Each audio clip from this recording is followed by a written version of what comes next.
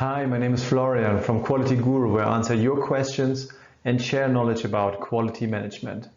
Today we'll talk about what is a quality management system. Quality management is all about meeting the requirements. Meeting the requirements of our internal organization, that means the requirements we give to ourselves, how we want to work and how we want to be. And on the other hand, the requirements coming from the outside, that means from our customers, maybe from the government, maybe from other relevant stakeholders. All these requirements, we as an organization, we want to meet always just right in order to be perfectly aligned with them, that we don't get into any issues and problems, and that we can serve them, especially here our customers, in the best possible way. It's also a strategic decision how we want to place our company in the marketplace, because if our requirements are higher, we need to deliver on a higher level, and if the requirements are lower, we consistently can and need to meet the requirements on a lower level. So those are strategic decisions, and a quality management system can help us to ensure that we are always meeting the requirements on the spot. Not too high, not too low, but just right there where we want them to be. One of those systems is, for example, the ISO 9001. But today I would like to give you a very easy and simple introduction into what a quality management is. And there are only 5 steps how you could establish easily a quality management system for your organization.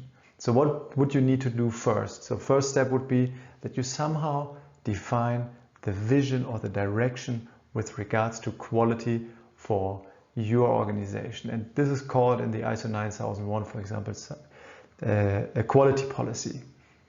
Quality policy gives us the direction. It tells on a piece of paper how the leadership team thinks about quality and what is their main vision, how they want the people to behave in the organization towards quality. There could be something like zero defect policy. We don't want to send any defects to our customers. We want to comply with legal regulations. We want to meet all the requirements of our customer, and we want to continuously improve and learn from our mistakes. We want to be excellent. We want to be maybe even the best in the marketplace. So those are typical aspects of a quality policy, and they give the organization, the employees and the teams a clear direction of where the management wants to go with this company. Second step would be that you would do some planning. So now you see, you get this quality policy, but now how would you like to implement it into the business? So you have to break it down in some operational terms.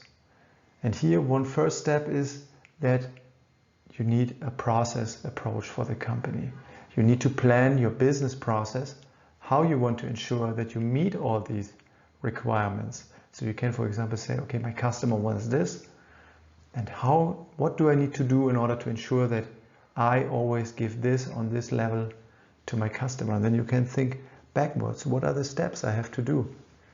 And write down a business process. First I do this, second this, third this, fourth this.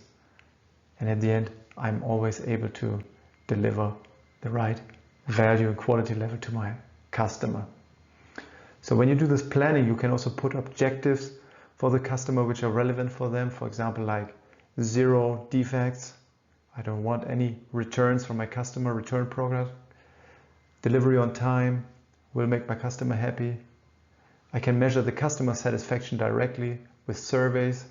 So I can put all those objectives together with my business processes, my procedures and my standards, and put the system in place, and then I run it, and this would be the next step. So after my planning, I would then go into the operations and then test it out. Is it really working?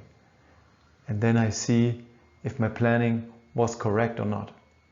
And even if it's correct now, the world is constantly changing. Also my customers are changing. Maybe I even have several different customers, and then I go and check the next step, which is I measure it and I review my results. So I have my process, I run my operations, and then I measure the results to see if what I'm doing is really meeting the requirements, it's really meeting what my customer needs.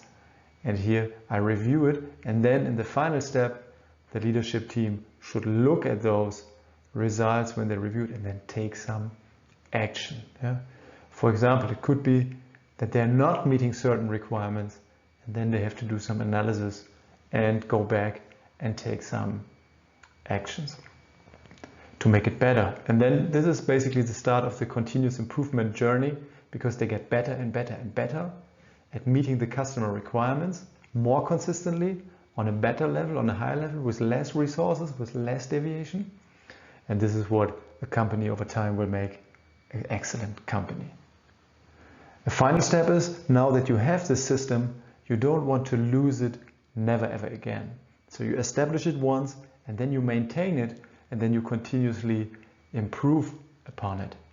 And for this step, you should perform some audits. That means that independent people, empowered people in the organization, or outsiders from another organization, from another company, maybe service provider, come to you and audit you and tell you what you are doing good and what you could do better, and where you are even violating your own standards or the standards of other parties, such as your customer.